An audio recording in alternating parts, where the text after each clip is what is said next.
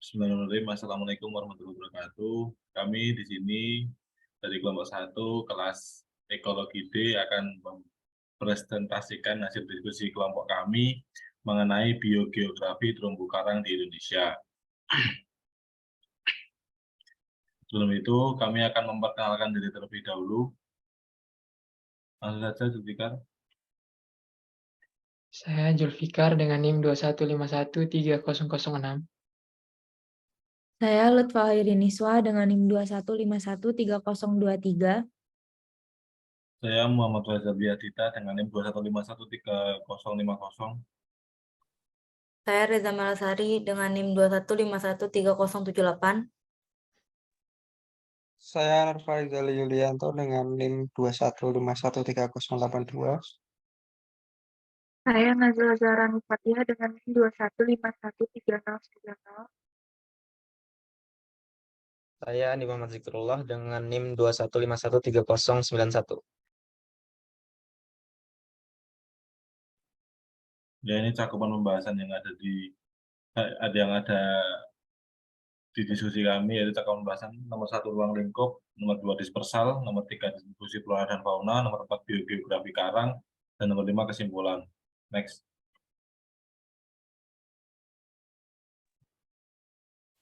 Dan ruang lingkup. Biogeografi merupakan distribusi organisme berupa flora atau fauna, meliputi komponen biologi yang mencakup dimensi geografis dan individu. Komponen biologi terdiri dari aspek biotik, habitat, serta kemampuan dan pergerakan perpindahan dari komponen biotik dalam melakukan pemancaran. Biogeografi kelautan dipandang penting dalam membantu dan memahami bagaimana letak taksa biota serta batasan-batasan dari faktor oseanografi. Selanjutnya untuk poin kedua yaitu dispersal. Dispersal atau pemancaran sendiri merupakan penyebaran biota dari habitat asalnya ataupun tempat berkembang biak. Di mana dispersal ini dapat terjadi apabila spesies datang dari suatu wilayah ke wilayah lain dan menetap di sana. Syarat dari dispersal sendiri ini mengacu pada pola distribusi spasial organisme dan migrasi. Dan setiap bagian atau tahapan dalam siklus hidup suatu organisme yang digunakan untuk penyebaran. Biogeografi dispersal sendiri mensyaratkan pemancaran terjadi sebelum proses spesiasi, di mana proses spesiasi ini merupakan spesies baru yang terbentuk karena adanya pembatas pada komunikasi genetik dalam satu spesies. Poin ketiga yaitu distribusi flora dan fauna. Penyebaran flora dan fauna di Indonesia dibagi menjadi 3, yang daerah penyebarannya dibatasi oleh garis Lydekers dan Wallace. Kawasan di ujung sebelah barat masuk ke kawasan oriental. Bagian tengah bernama kawasan Wallacea, dan kawasan ujung sebelah timur yakini kawasan Sahul. Kawasan Wallacea merupakan pencampuran dari Sunda dan Sahul, serta memiliki karakter biota tersendiri. Garis Wallace di laut muncul karena perbedaan genetik suatu spesies yang terpisah dalam jarak tertentu. Selanjutnya, kawasan biogeografi Indonesia terdiri 3 yaitu kawasan Sunda, kawasan oriental yang berafiliasi dengan kawasan Asia, Jawa, Kalimantan, dan Sumatera. Kawasan Sahul yang berasal dari Australia, Aru, dan Papua. Serta kawasan Wallacea yang merupakan pencampuran dari Sunda dan Sahul, serta memiliki karakter biota tersendiri. Kawasan ini meliputi wilayah Sulawesi, Maluku, dan Nusa Tenggara. Integrasi pendekatan dari biogeografi, ekologi, biologi evolusi, fisiologi, dan oseanografi telah menghasilkan wawasan baru tentang komunitas biota laut yang berbeda dalam skala spasial geografis.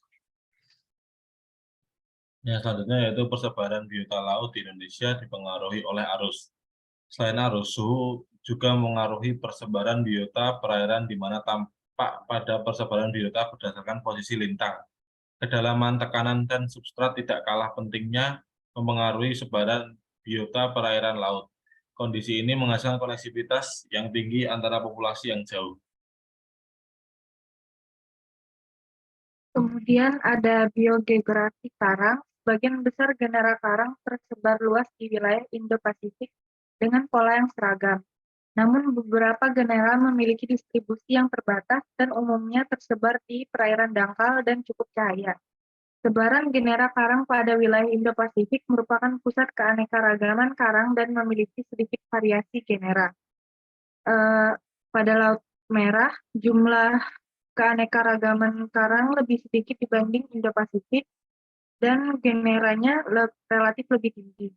Pada beberapa wilayah yang jauh dari Indo-Pasifik, genera yang dimiliki cenderung mirip. Distribusi karang di Indonesia diketahui berdasarkan pendekatan observasi dan analisis data global distribusi genera, serta observasi geografis yang terbatas hanya pada tingkatan genera. Untuk poin terakhir yaitu kesimpulan. Biogeografi tidak dapat dipisahkan dari 3 komponen utama, yaitu faktor biotik yang akan mencari lingkungan yang cocok untuk hidup hingga terdistribusi, kemudian faktor abiotik yang menjadi persyaratan lingkungan bagi adaptasi komponen biotik, dan terakhir yaitu pergerakan dari biota perairan yang akan menentukan daya spesies tertentu untuk menjelajah. Kemampuan pergerakan ini dipengaruhi oleh perubahan iklim dan perubahan suhu perairan.